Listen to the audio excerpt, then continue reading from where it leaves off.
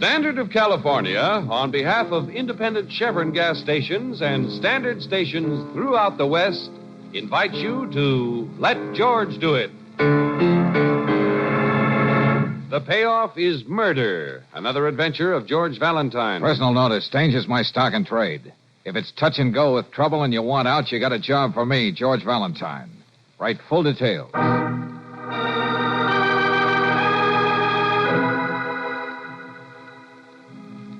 Dear Mr. Valentine, maybe you've heard of my husband, Johnny Wyatt. Just a notch higher than a club fighter. Big, strong boy who hasn't gotten anywhere. Well, Friday night he meets Pat Driscoll at the Christopher Arena and the payoff is all set. But not if Johnny plays it my way. Then the payoff might be murder. Still, I want to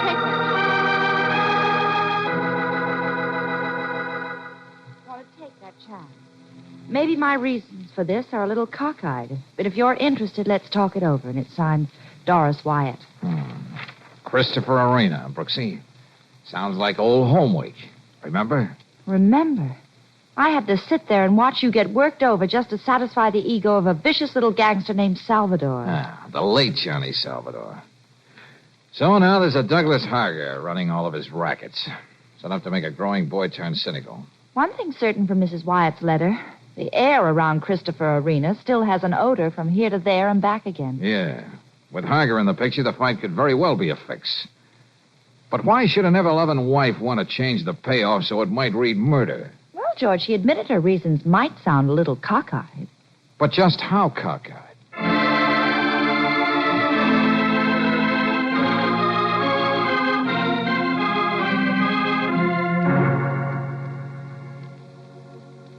All right, Mr. Valentine, I'll tell you why I'm not going to let Johnny throw that fight Friday night. Yeah, Mrs. Wyatt? Because I've never had a mink coat. Huh? What's that? Exactly what I said, Miss Brooks. Well, pardon my dunce cap, but if your husband played along with Harger, that would be about as short a cut to a mink coat as you'd want. And you still don't seem to get it. The first time I ever saw Johnny, I was in a chorus line. I think I wanted a mink coat more than I wanted to breathe. And I could have had it even with a wedding band. But I picked Johnny. Doesn't it mean anything to you? Yeah. You loved him. It's more than that. For 10 whole years, I've had to stand by while he was getting his face pushed in. But at least he was always doing a clean, honest job. The only job he knew. But how do you think we can help you if Johnny's made up his mind? You can help me change it. Now, wait a minute. Look, Harger and his crowd have already placed their bets. They're not going to let Johnny or anybody else cross him. I know. Anyway, this is a little out of my line, Mrs. Wyatt. I wouldn't know how to go about this. And I wouldn't know what to tell you. Oh, maybe I've got a one-track mind. A gasoline station along the road, an auto court. And who knows, maybe we could still have a couple of kids. Funny where you can wind up dreaming of a mink coat. Sorry I bothered you, Mr. Valentine. Forget it. Well, now, wait a minute. Let me think about this. Hey, Doris. Doris. I want... Oh, you got company, huh? Where have you been, Johnny? Training. You know, honey, Friday night, the big payoff. Look at you. How much do you think you'll have to drink after Friday to forget what you did? You know I'm only doing this for you, Doris. Hey, who are these people? We shouldn't be talking like this in front of... You don't have to worry about them. Go on. Get out, both of you. Get out. I want to talk to my wife. Might be a good idea if you did a little listening, Johnny. Who are you to tell me what to do? I get enough of that. Get him out of here. This Doris, is Mr. Valentine. I thought he could figure a way you could still fight an honest fight and not get hurt. You mean you told him? She was only thinking of you. Get out. Get out, I told you. Stop it, Johnny. Stop it. This is one time your fists aren't going to help you. After the fight, I'm leaving you. For good. You what? Leaving you. But, baby, it's 10 years. Things we had planned. This was going to be my last fight. Doris, you don't know what you're saying. You can't do it. Take it easy now. Here, fella, sit down. Pull yourself together. Now, look. Yeah. If you're willing to try, I'll see if I can get you off the spot. Oh, Johnny, please listen to him. What about it, Johnny? Go ahead, mister. Okay. You think you got it in you to beat this Driscoll guy Friday? I think I can take him. Got at least one good fight left in me. Good. Besides, Driscoll thinks it's all fixed. He's been doing his training in nightclubs. Oh, but there's nothing you can do about it now, Valentine. You don't double-cross Hager and get away with it. Well, you didn't fix this thing, Johnny. It was Steve Helianos. Your manager did all the talking for you. You got a contract with this Helianos? Sure, but I had no trouble getting out of that. Steve's been jipping me for years. Well, what's the word, Johnny? Just what you know it would be if I thought I was going to lose you. Well, it looks like you've got another date at the Christopher Arena, George. Yeah. Okay, we don't have much time. Get him under a cold shower, Doris. Fill him full of black coffee. Yeah. What do you train, Johnny? Murray's Gym, 8th Street. Hager took that place over from Salvador, too. Well, don't go near the place. Use the gym at the YMCA until you hear from me. What are you going to do? See a man who has more reason than any of us to hate Hager and everything he stands for. A man who hated Johnny Salvador enough to kill him. George, the basher. But that guy's punch drunk. They got him locked away in a sanitarium. Uh-huh. But I think he can still make the kind of sense that'll give us a fighting chance. Now, Brooksy. Yes, George. I'll pick you up at the office. Right now, it's time for a couple of characters to get a shock treatment.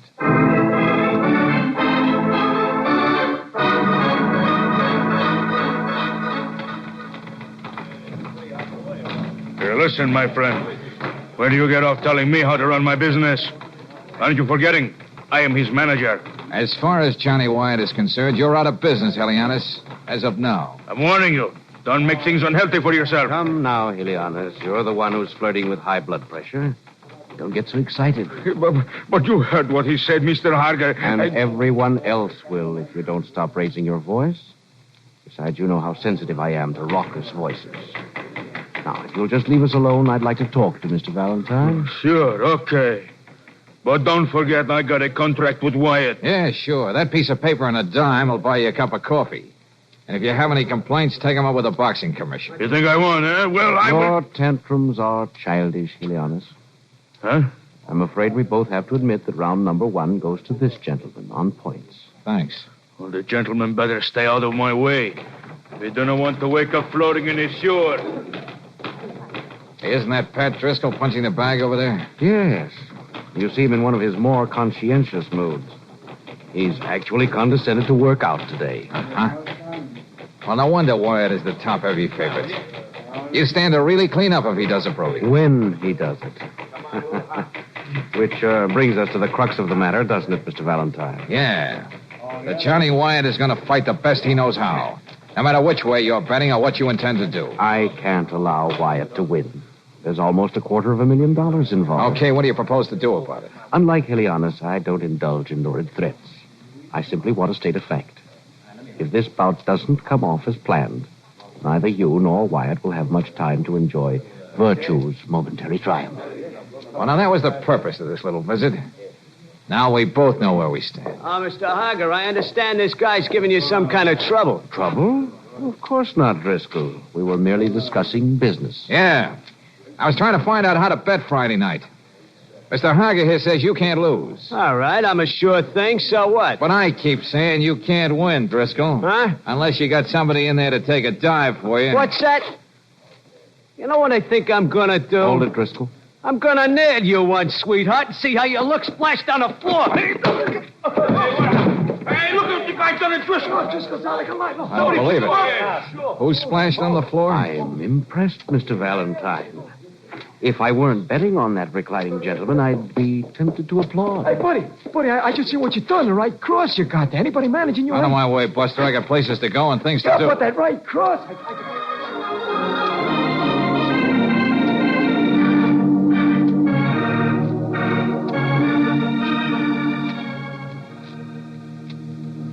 Now listen to Mr. Valentine carefully, Basher. I'm listening. I get what you're saying. Good, because this is very important. Don't you see?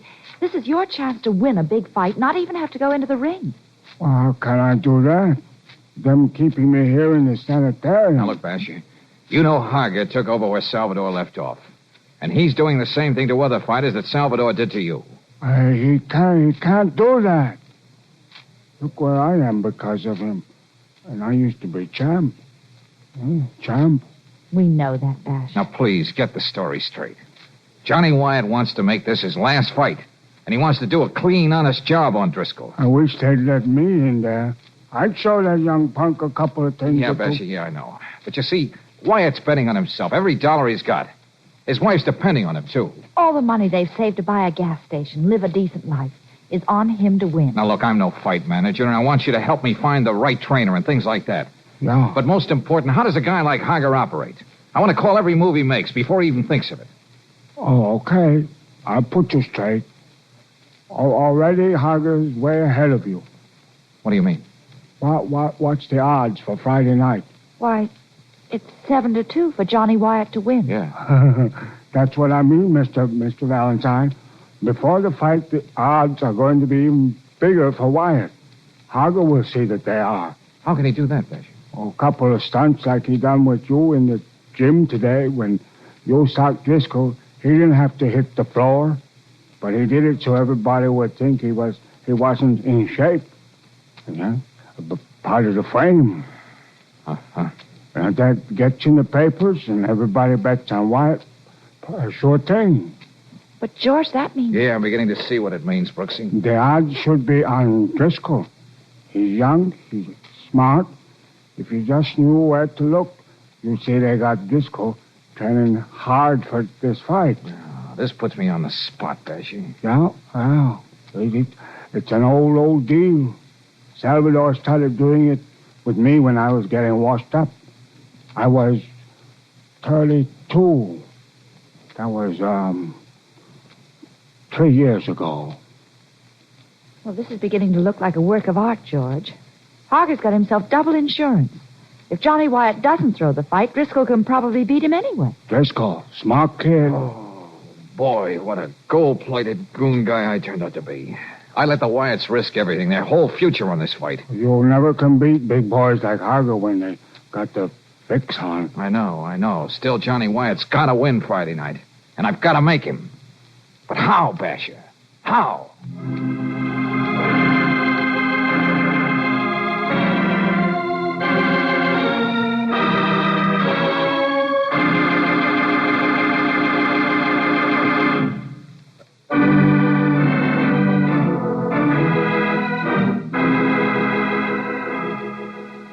And now back to tonight's adventure of George Valentine.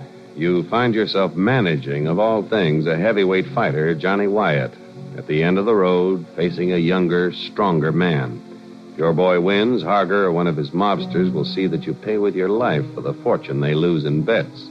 Yet Johnny and his wife are also betting everything they own that he gets the nod. So you're up a blind alley. If you're like George Valentine, you just put your head down and try to slug your way out. You know, Hager, somebody must have pampered you when you were a boy. To think you can just walk into somebody's house and your very appearance is going to scare them to death? Please, Mr. Valentine. I've been waiting for this moment. Let me do the talking. And for once, Hager, I think you're going to do the listening. I doubt if you're going to feel like the same man when Mrs. Wyatt gets through describing you. You keep talking about my Johnny as your boy. You think he's through and he'll do anything you tell him when he gets in the ring. But Johnny is my boy, too. This is his last fight, and he's going to fight it the way I want him to. We know what he's up against. But no soft-spoken piece of rubbish like you is going to change our minds. Any questions, Mr. Hager? No, just a mere statement, minus the dramatics. I thought it might carry greater weight stated in front of Mrs. Wyatt, who's supposed to love her husband. No soft-spoken piece of rubbish is going to change our minds. I admire models of virtue, Mrs. Wyatt, but only as curios you keep under glass. Why don't you speak your piece and get back to your gilded gutter? The simple fact remains. When I make a bet, there's always a payoff. Either in money or in that wasteful and businesslike operation known as violence.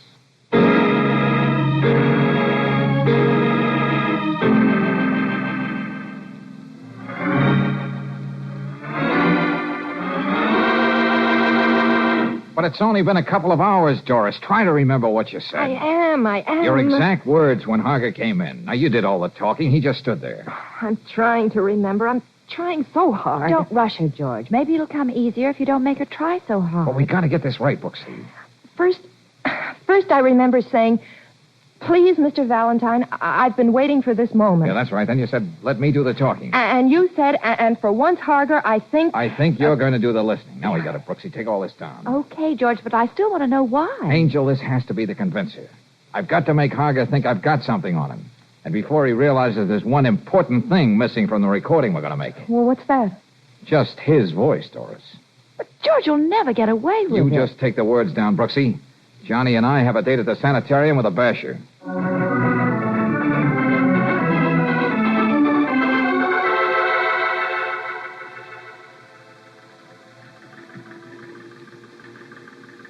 I was champ once, Wyatt. Remember me, huh? Remember me? Yeah, we all do, Bash. It's just too bad you had a guy like Salvador, him. Sharp talk and wait, Basher.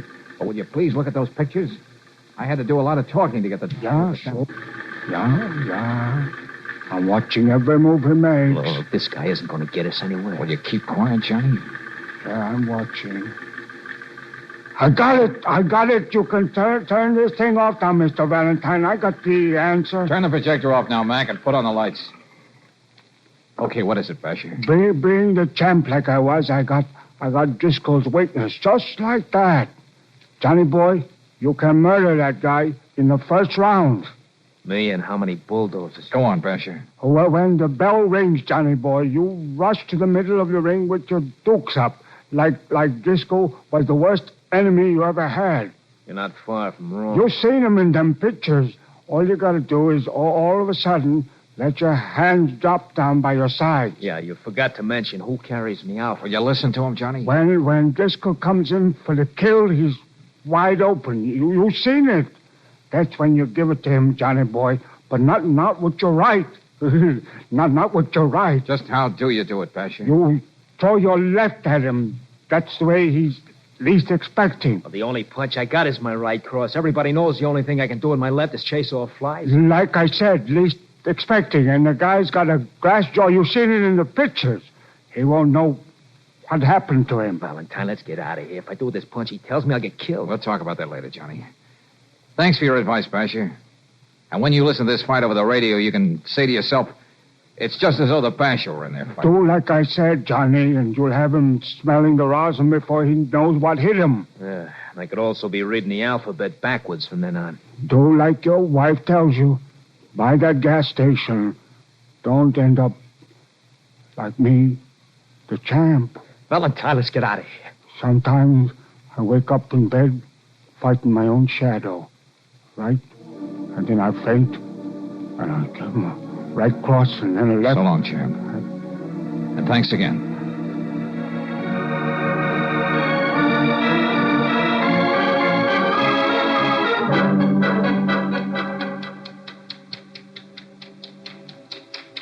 Well, this is about it, Johnny. The last prelim is on out there. How do you feel? Oh, just great. How does he look to you, Freddie? The Basher said you were the best trainer in the business. I done the best I could with him, Mr. Valentine, in the short time we had. You gotta remember, Johnny ain't as young as he used to be. Yeah, especially around the stomach, huh, Freddie? Doris, what are you doing here? You never want you to see me before a fight. Oh, this time it's different, Johnny. I got you into this. The least I can do is kiss you. Good luck.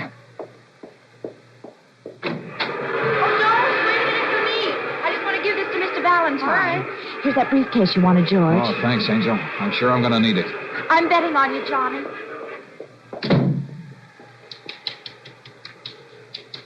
Okay, Freddie, that's enough. Can't help me anymore. Anything you say, Johnny. Did you ever see a wife like that? I'm just not good enough for her. I don't want her to see me on my face out there tonight. If they end up that way, she'll never know whether I threw the fight or not. Will you take it easy, Johnny? Well, just like Joe Baloney, I better get your boy in a bathrobe. All right. This is going to be my last fight. I'm going to go in there and slug it out with Driscoll. Well, why are you guys looking at me that way? Come on.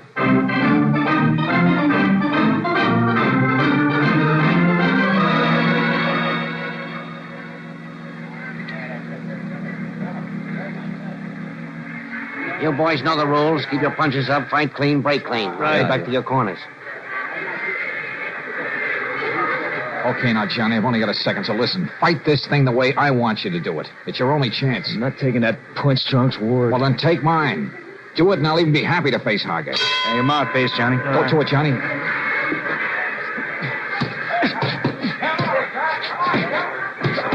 What's the matter, boys? Come on in. Driscoll, give it to me. Don't worry, Grandpa.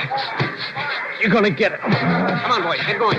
Oh, come on in, will you? Come on. Got my hands hanging down. Make it quick and fast. Okay, sucker. 1, 2,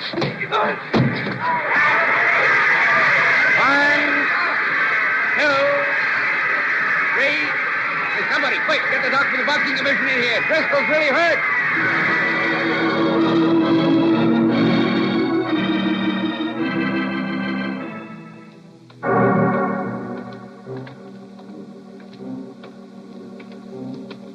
Hey, where do you think you are going, friend? Don't think you are leaving this arena. What's the matter, Helianus?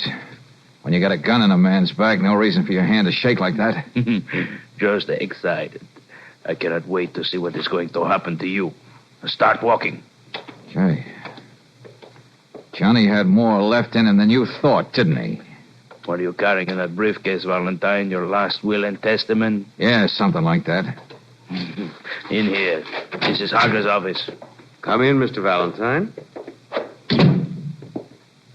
Sit down. Thanks a lot. If you remember, during our last conversation, there was a slight mention of a payoff, one way or another.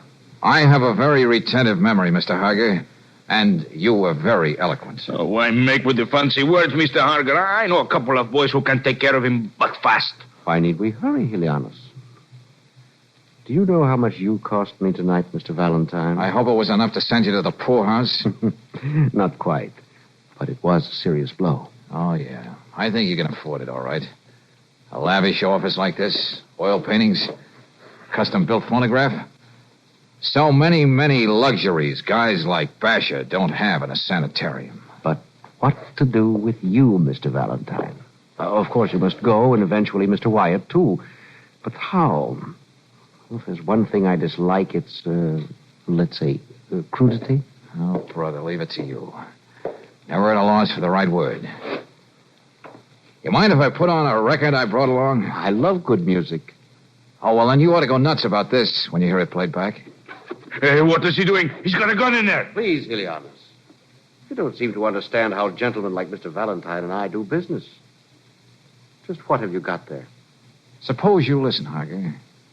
I'll put the needle down at random, but I think you'll get the general idea. I hope it's Sibelius. You keep talking about my Johnny as your boy. You think he's through and he'll do anything you tell him when he gets in the ring. It's all there, Mr. Harger. But Johnny is my boy, too. This is his last fight, and he's going to fight it the way I want him to. If anything happens to me or Johnny, this will make sweet music in the DA's ears. Soft-spoken piece of rubbish. You want to hear any more, Harger? Of course, you remember, this gets better as it goes along.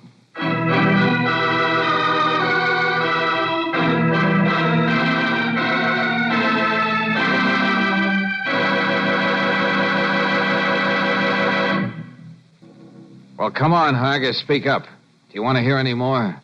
I'm not one to fool myself, Mr. Valentine. You may have something on that record. Oh, I can just as well play the rest of it, including your ill-advised threat. You know, violence. Shall I go ahead? No, you needn't bother. You mean you are going to let them get away with this, Mr. Harger? I will take care of him tonight, and this record, too. Be honest. Sometimes I despair of you. You're so petulant. Huh? Do you think Valentine would walk in here with the only copy of that record? I got 1 million of them, Helianus, and they all tell the same story. Well, it was nice knowing you two. Mr. Harger, just leave him to me. Stay where you are. The gentleman and I have made a bargain. Good night, Mr. Valentine. Yeah. Good night, Mr. Harger.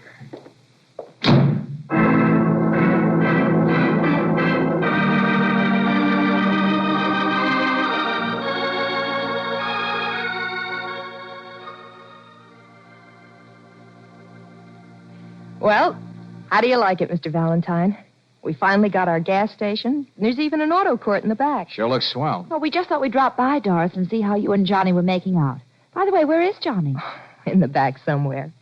You ought to see him, Claire. Happy as a kid, can't find enough to do. But none of these things would have been possible except for you, Mr. Valentine. Well, thanks for the badge of honor, Doris, but all I'm doing is trying to make a living. Living.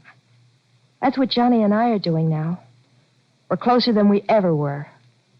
Why do you know, in the spring we may even open up a hamburger stand. Oh, love and hamburgers. A reasonable substitute for a mink coat. Something like that. All I know is everybody should be as happy as Johnny and I are now. For instance, you two could, Oh, never mind, Doris. Subtleties like that are wasted on our friend here. Oh, I know what Doris is driving at, all right? Oh, do you, darling? Yeah, but Angel, can we make it pay? Opening a hamburger stand.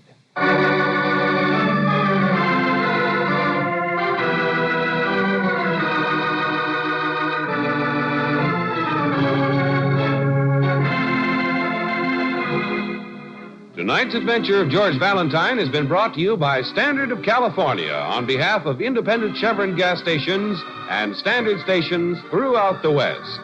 Let George Do It stars Robert Bailey as George with Francis Robinson as Brooksy.